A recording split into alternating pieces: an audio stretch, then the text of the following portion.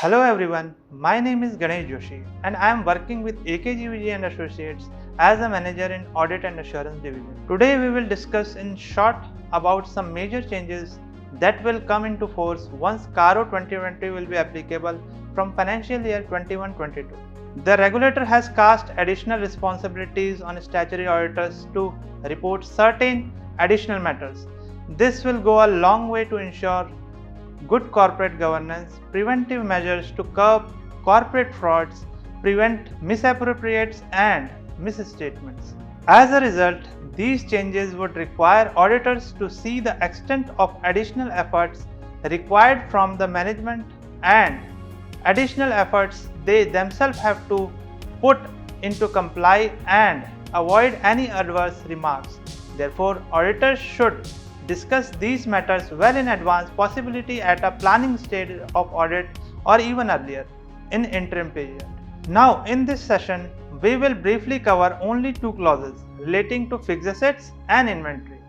In clause number 1 regarding fixed assets of the company, the auditor has to additionally comment on first, whether the company is maintaining proper records showing full particulars of property, plant and equipment including its quantitative details, and whether company is maintaining proper records for intangible assets. Prior to this, the auditor has to comment on maintaining proper records showing full disclosures including quantitative details and situations of fixed assets only. Second, whether the company has revalued its tangible or intangible assets, and if so, whether revaluation is based on the valuation by a registered valuer.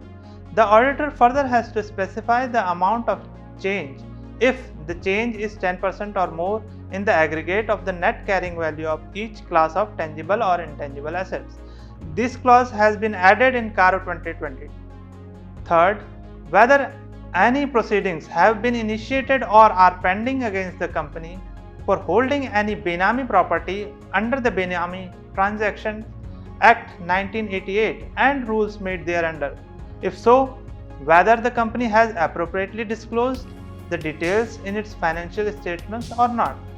This clause also has been added in CARO 2020. In clause number 2 regarding inventory of the company, the auditor has to additionally comment on first, whether in the opinion of the auditor, coverage and procedure adopted by the company in physical verification of the inventory is appropriate or not. Further, in this point also, the auditor has to check the discrepancies of 10% or more in each class of assets and its adjustments in books of account. Second, whether during any point of time of the year, the company has been sanctioned working capital limits in excess of 5 crores in aggregate from banks or financial institutions on the basis of security of current assets, and whether the quarterly returns or statements filed by the company with such banks or financial institutions are in agreement with the books of accounts of the company.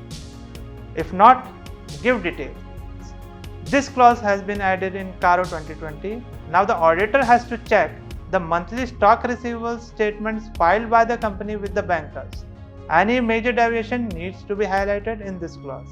So these are some major changes in starting two clauses of CARO 2020. I hope this session was informative and helpful in understanding.